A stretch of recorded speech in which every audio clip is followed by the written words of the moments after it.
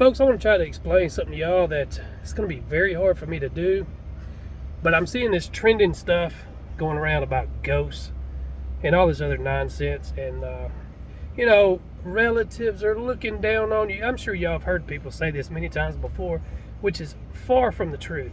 Let me explain. I've shared my testimony here 100 times, but the 3 times that my heart has stopped. First time I saw hell, and while I was there, it's like, again, I can't explain it.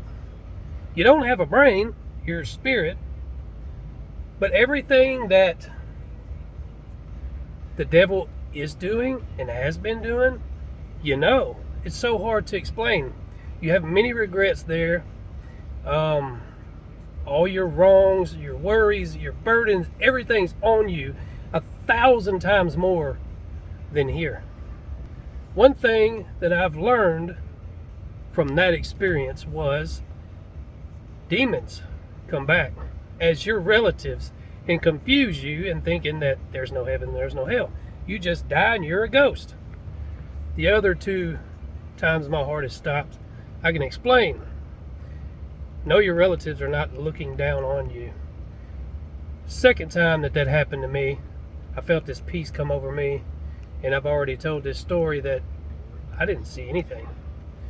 I just felt like I'd been asleep. Third time, that's when I actually heard things and saw this white fog. I don't know how to explain it, but I heard a celebration, wine glasses tapping. Really did sound like wine glasses tapping.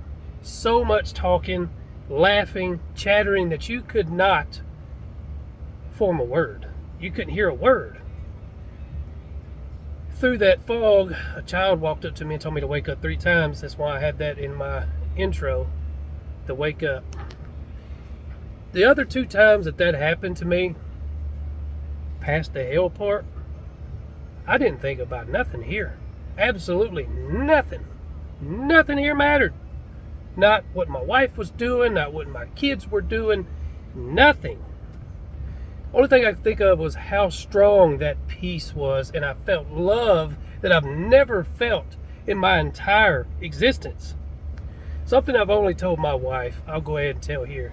2 days after mine and her son died in 2013, we refused to sleep in the bedroom where he died for months and months. So we had this pull-out couch turned into like a queen-size bed, and that's where we'd sleep. We'd sleep in the living room. But I heard this noise, like woke me up out of a dead sleep, and it was late, 2-3 o'clock in the morning, and I laid there and listened. Now my oldest son had this toy that would talk when you press buttons only. It never messed up, never malfunctioned anything. And I thought he was up. So I got up and I walked to his room and I opened the door and he was sleeping. I mean, he was sleeping. The toy was right by the door. And I looked at it, it was still making the noise. And the arrow on it, it had like an old Nintendo controller knob thing. It was moving by itself, point up. And that's what it was saying. It was saying up, up, over and over and over and over and over. There's no way that could have done that on its own, because you had to literally push it yourself. Now, when my son died, I was a baby Christian. I knew nothing about anything. I was new into the Bible and everything else, but I knew that wasn't my child. But I felt this cold chill go through me after it stopped. Literally, it went through me.